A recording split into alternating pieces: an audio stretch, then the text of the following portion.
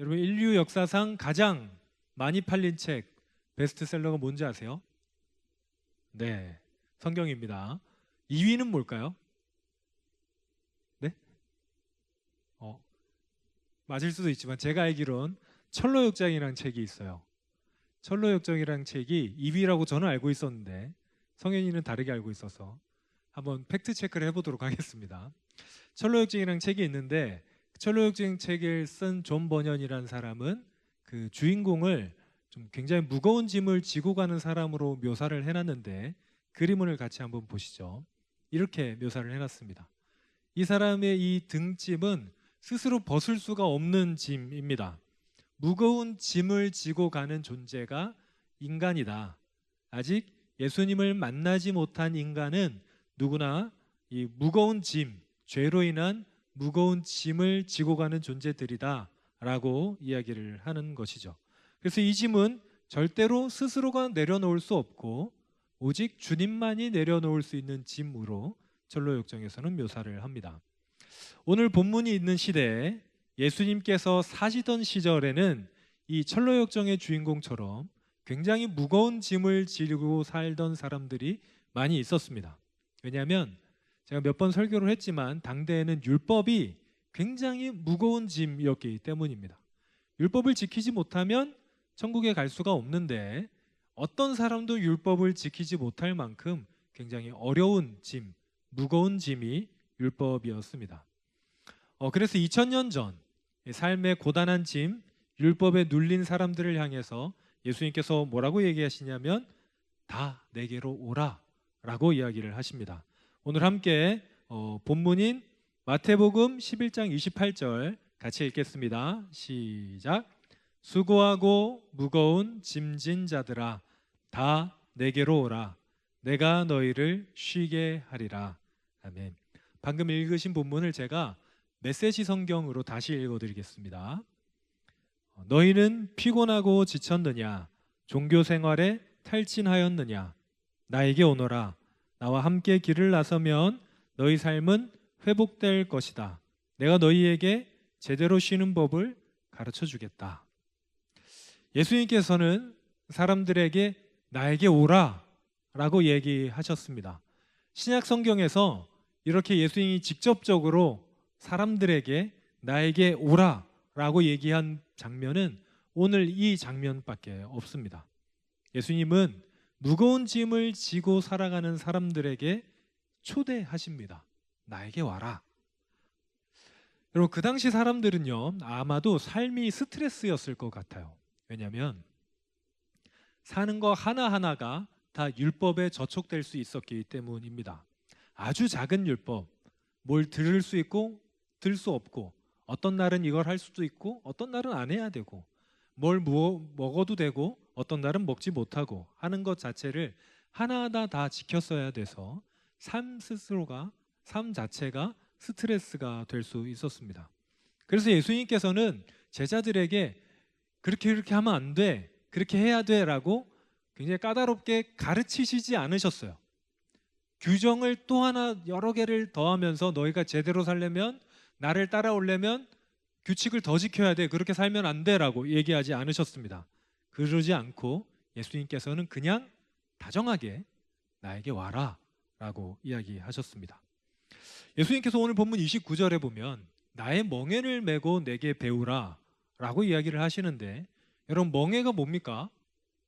멍에는 소가 혹은 이 말이나 이런 농사를 짓는 이 동물이 등에 지는 어떤 농기구 같은 것입니다. 그러니까 나의 멍에를 메고 내게 배우라 그러면 뭔가 안 그래도 무거운 짐을 지고 있는데 또 짐을 더 지우는 느낌이 들 텐데, 오늘 예수님의 이 초대를 이해하기 위해서 그림 하나를 보여드리겠습니다. 딱 봐도 AI가 그린 거죠. 네, 멍에를 좀 설명하기 위해서 굉장히 대조적으로 그리긴 했지만, 멍에는 일반적으로 그 당시에는 두 마리 소가 함께 지는 이 세트로 돼 있었습니다. 그런데 보시면 어미 소가 들어가고 새끼 소가 들어가는 거예요. 그래서 어린 소는 사실 여러분 여기에서 힘을 쓰겠습니까? 못 쓰겠습니까? 실제적으로는 힘을 쓰지 않아요. 어미소가 거의 다 일을 다 합니다. 그런데 이 조그만 칸에 이 어린 소가 들어가 있기만 하면 어떻게 가는지, 어떤 방향으로 도는지, 어떻게 일을 해야 되는지 배울 수 있는 것이죠. 그러니까 이 세트에 한 군데는 어미소가 들어가고 한 군데는 어린 소가 들어가서 어미에게 일을 배우는 과정을 멍해로 표현을 한 것입니다. 그러면 여러분, 오늘 예수님께서 초대하신 말씀 속에서 우리는 멍에를 지어야 되는데 누구와 함께 멍에를 지겠습니까? 이해가 되죠? 예수님과 함께 말을 해주세요. 예수님과 함께 멍에를 지는 겁니다. 예수님께서 나한테 와라, 와서 나와 함께 멍에를 매자라고 하는 것은 너도 일해라가 아니라 나한테 배우라는 의미입니다. 어떤 걸 배웁니까? 하나님 안에서 살아가는 것을 배우는 거예요. 하나님과 동행하는 법을 배우는 겁니다. 그리고 하나님 안에서 수고하고 무거운 짐을 지고 살아가는 것이 아니라 참된 쉼을 누리는 것을 배워가는 것입니다. 그래서 우리가 우리의 짐을 지고 간다고 생각되지만 예수님과 함께 한다면, 예수님의 초대에 응해서 예수님과 함께 멍에를 맨다면 사실 우리는 우리의 짐을 스스로 지는 것이 아니라 우리의 짐은 주님이 대신 져주시고 우리는 주님과 함께 걸어가게 됩니다. 여러분, 쉼이 뭡니까? 쉰다는 거. 여러 가지로 정의할 수 있겠지만 쉬는 것은 평안한 상태를 의미합니다. 걱정이 없고 불안이 없는 상태. 그러면 여러분, 그 평안한 상태를 유지하기 위해서는 나를 잘 아는 사람과 있는 때 편하겠습니까? 아니면 잘 모르는 사람들과 있을 때 편하겠어요? 우리는 주로 이 가면을 쓰고 살아간다고 이야기하잖아요. 페르소나라고 보통 이야기를 하는데, 가면을 쓰고 각자의 위치에 맞춰서 살아가게 됩니다. 여러분이 저를 만날 때는 목사님 앞에서의 가면을 쓸 거고 다 알아요. 그리고 친구들끼리 있을 때는 친구들과의 어떤 가면이 있을 거고, 심지어는 가족들 간에도 아마 진짜 나랑은 다른 어떤 성격이나 이런 외적으로 보여주는 것들을 만들어내는 것들이 있죠. 그런 그 페르소나라는 단어를 현대어로 하면 뭐가 되냐면 컨셉이 됩니다. 우리는 다들 어떤 상황에서 어떤 컨셉을 가지고 살아가요. 저는 여러분들 앞에서 거룩한 목사님의 컨셉을 가지고, 왜 비웃지? 살아가고 있고, 여러분들께서도 아마 그런 컨셉을 가지고 살아가게 됩니다. 그런데 이 컨셉을 내려놓지 않으면 참된 쉼을 쉬기가 참 어려워요. 그래서 우리는 아마 대부분은 집에서, 나를 잘 아는 가족들이 있는 집에서 제대로 쉴 수 있을 것 같습니다. 그런데 가족들도 전부를 알진 못하잖아요. 부모님과 대화를 하면서 완전히 소통되는 경험을 하는 거는 사실 쉽지가 않죠. 완벽하게 부모님뿐만 아니라 사랑하는 배우자도 형제도 나를 100% 완벽하게 알 수는 없을 겁니다. 그래서 사람들에게 정말 참된 쉼이란 참으로 쉽지 않은 일입니다. 그런데 여러분 그거 아세요? 우리를 잘 아는 분이 계십니다. 누가 잘 알겠어요?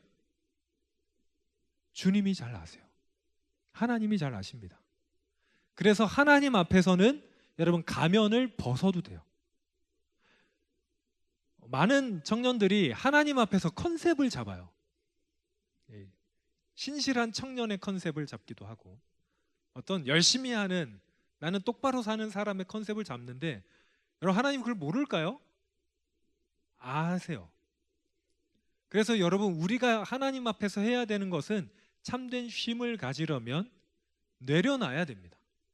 하나님 앞에 나아가서 나의 것을 내려놓고 주님이 나에게 배우게 하는 멍에를 져야 돼요.